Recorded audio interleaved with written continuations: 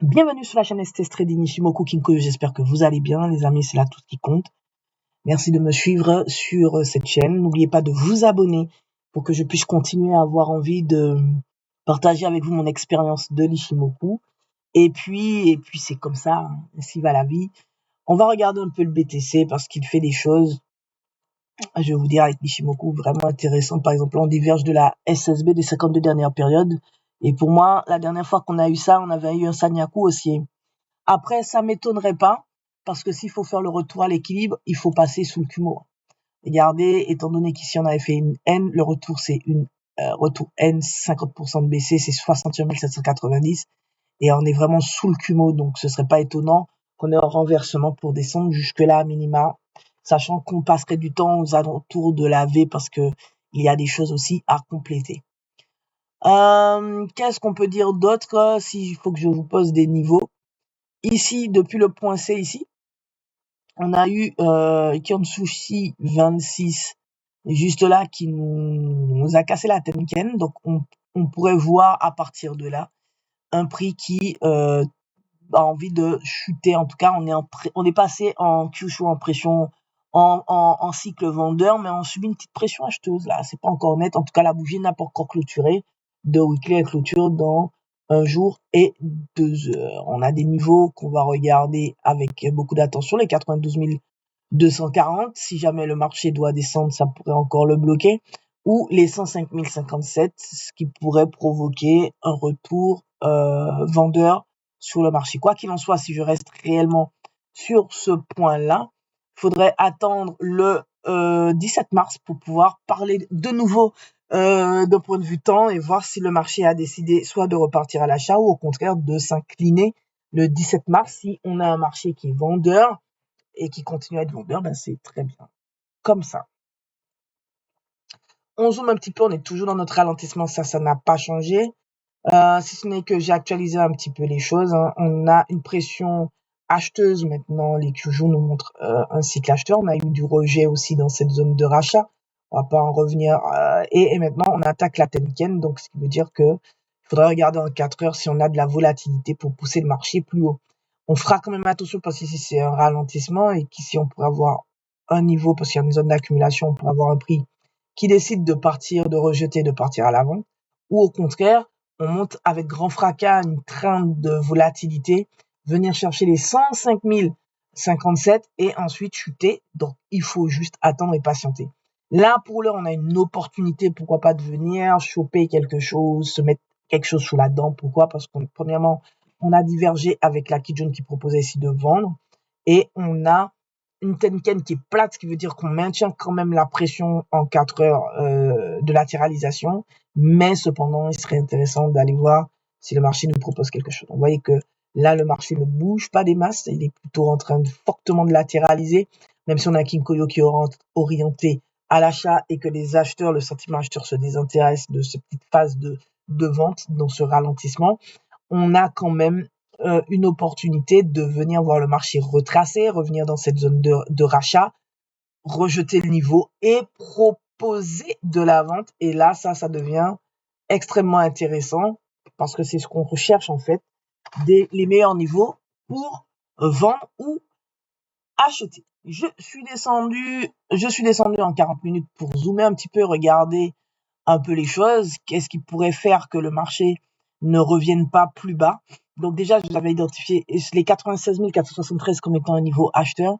Et oui, si le marché décide de partir à la baisse, déjà attention aux 96 788, il pourrait rebondir là-dessus. Et là, on verrait après un setup Sanyaku pour repartir à l'achat, ou même oser revenir dans cette petite, sur cette zone acheteur ici, là où il y a la pression, une présence pardon des acheteurs, et déjà ici provoquer le marché pour repartir à l'achat. Donc, on fera attention à ces informations-là. Là, le marché avait déjà pas mal résisté, donc il y a des présences, il y a des choses ici, on le sait. Et donc, voici les niveaux. Donc, si jamais le marché, et si je veux racheter, j'observerai le marché ici pour voir s'il rebondit pour partir, ou ici pour voir s'il veut rebondir ou partir. Alors, imaginons qu'il nous fasse une magnifique retour ici, et qu'il reparte, ça m'irait aussi très bien. En tout cas, c'est pas là que je vais acheter.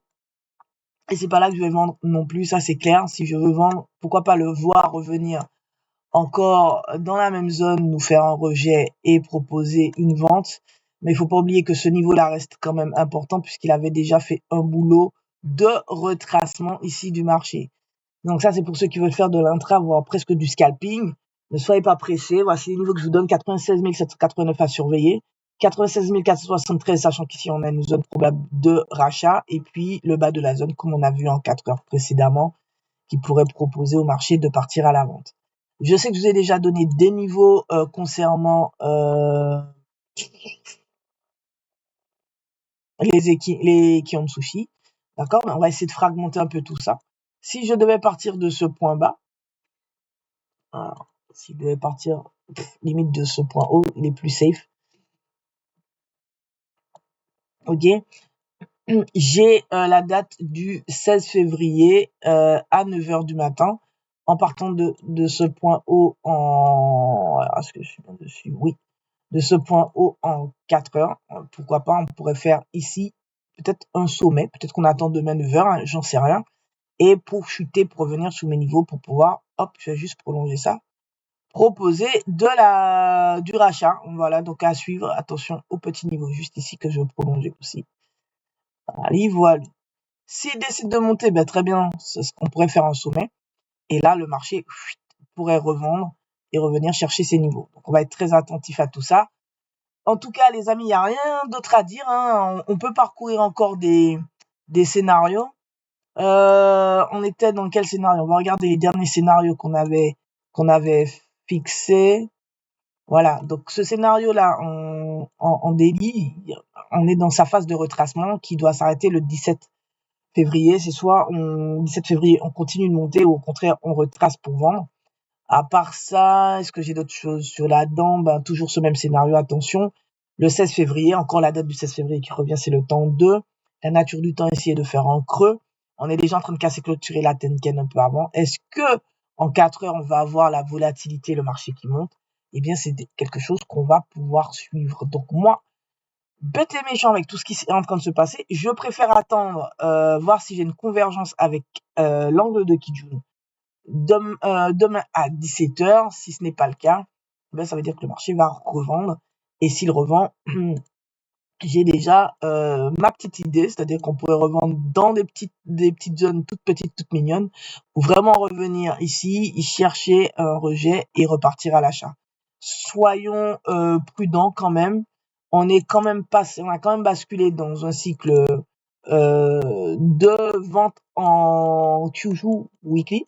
Donc les 9 dernières périodes sont passées baissières.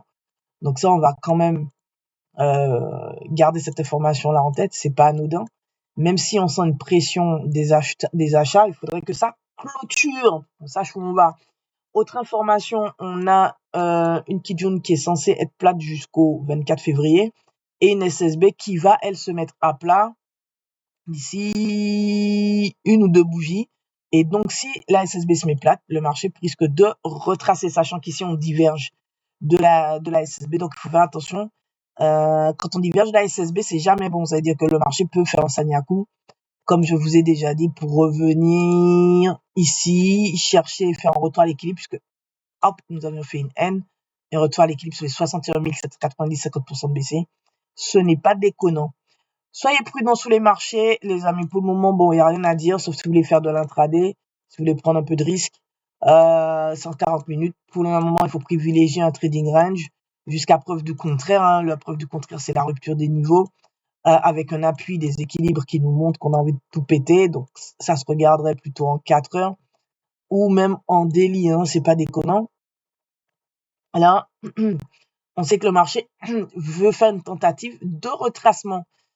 Alors, s'il retrace, attention à cette zone, bien sûr, il y a des niveaux vendeurs. Et attention aussi au, comment dirais-je, 105 057. Ça pourrait faire le marché retomber, même si on sait qu'on a déjà pas mal épuisé les acheteurs ici. Voilà, c'est tout pour moi. N'oubliez pas de vous abonner, de partager. Et à très vite sur la chaîne STS Trading, Ishimoku. Kinkoyo, prenez soin de vous. Tchuss.